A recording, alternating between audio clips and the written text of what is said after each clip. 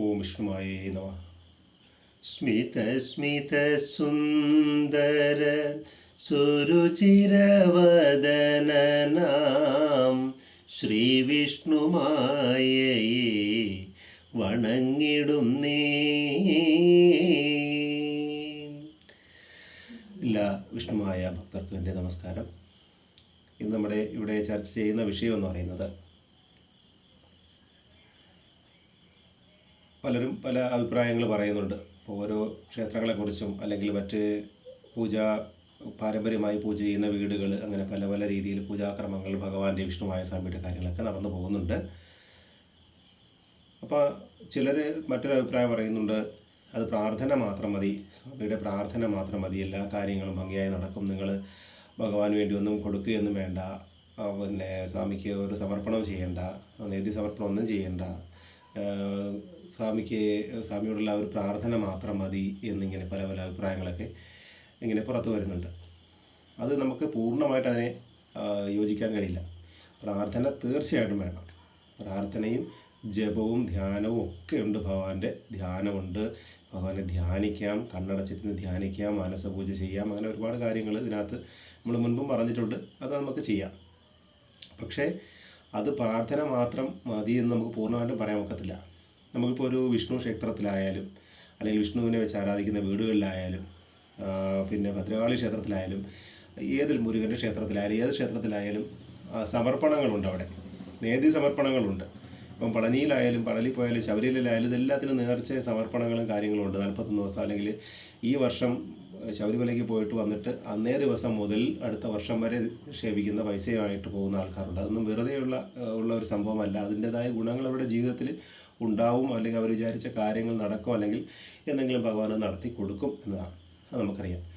അപ്പോൾ ഈ വിഷ്ണുവായ സ്വാമിക്ക് മറ്റു ഉപാസനാമൂർത്തികളെ അപേക്ഷിച്ച് ചാത്തൻ കുടുംബം അല്ലെങ്കിൽ ചാത്തൻ സ്വാമിമാർക്ക് നേദ്യ സമർപ്പണം, മദ്യസമർപ്പണം, കോഴി സമർപ്പണം, ഇതെല്ലാം ഉള്ളത് തന്നെയാണ്. അതിനൊരു ശക്തിയുമുണ്ട് ചെയ്യുന്ന കർമ്മങ്ങൾ.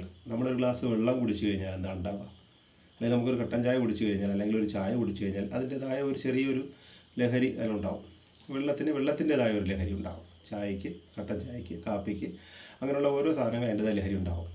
അപ്പോൾ സ്വാമിക്ക് മദ്യം സമർപ്പിച്ചു കഴിഞ്ഞാൽ എന്തുണ്ടാവും അവസ്ഥ? നമ്മളൊരു ഗ്ലാസ് മദ്യം കുടിച്ചാൽ എന്തായിരിക്കും അവസ്ഥ? നമ്മുടെ അടിപിടി നമ്മളങ്ങ് മാറും, ഇല്ലേ? അപ്പോൾ അതുപോലെ തന്നെയാണ് ഭഗവാന് മദ്യസമർപ്പണം കൊടുക്കുന്നത് തന്നെ. അപ്പം ദുരിതങ്ങൾ മാറുവാൻ വേണ്ടിയിട്ടാണെന്നാണ് പറയുന്നത്. ദുരിതങ്ങൾ മാറുക, കുടുംബത്തിലെ ദുരിതങ്ങൾ, അല്ലെങ്കിൽ നമ്മുടെ വ്യക്തികളായ നമ്മുടെ ദുരിതങ്ങൾ, അല്ലെങ്കിൽ ഒരുപാട് കഷ്ടതകൾ അനുഭവിച്ച് വരുന്ന ആൾക്കാർ നമ്മുടെ ഇടയിലുണ്ട്. അപ്പോൾ ആ ദുരിതങ്ങൾ മാറുന്നതിനായിട്ടാണ് ഈ മദ്യസമർപ്പണം നടത്തുന്നത്. അതോടൊപ്പം തന്നെ നേദ്യ സമർപ്പണം, എന്തും ഭഗവാൻ സമർപ്പിക്കുക.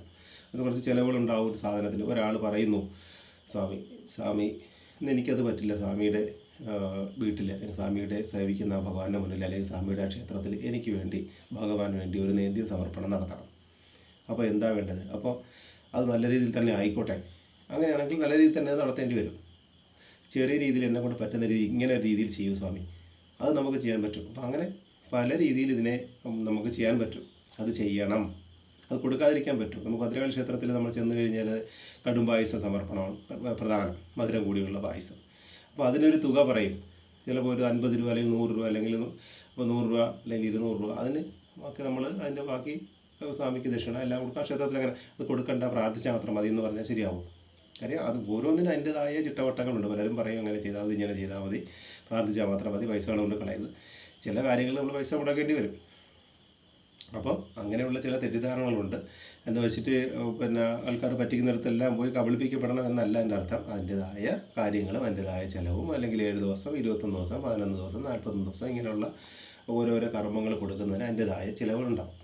അപ്പോൾ പ്രാർത്ഥന മാത്രം മതി, എല്ലാ കാര്യങ്ങളും ഭംഗിയാവും എന്ന് നമ്മൾ വിചാരിക്കുമ്പോൾ അതിൽ നിന്ന് പലർക്കും പലരുടേതായ ഒരു അഭിപ്രായങ്ങളുണ്ട്. പ്രാർത്ഥിച്ചാൽ മാത്രം മതി, പ്രാർത്ഥിക്കുമ്പോൾ നമുക്കതിൻ്റെ ഫലം കിട്ടും, പ്രാർത്ഥിക്കുമ്പോൾ എൻ്റെ വഴി. അപ്പോൾ നമുക്ക് പ്രാർത്ഥനയിലൂടെ ഓരോന്ന് നമുക്ക് ഭഗവാൻ അനുഗ്രഹവും പിന്നെ ആ ഒരു ഈശ്വരാധീനവും ഒക്കെ ലഭിക്കുമ്പോൾ നമ്മൾ സ്വാമിക്ക് വേണ്ടി എന്ത് ചെയ്യും?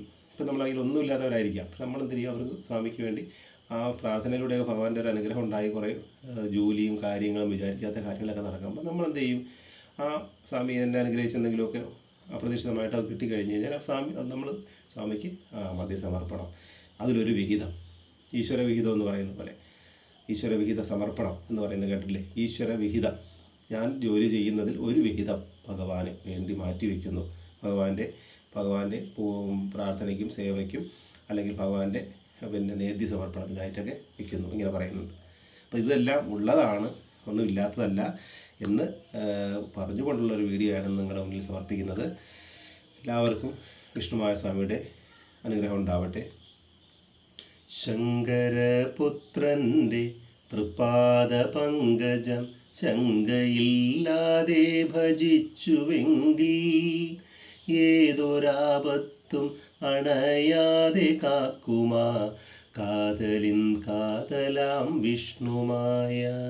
ഓ വിഷ്ണുമായ.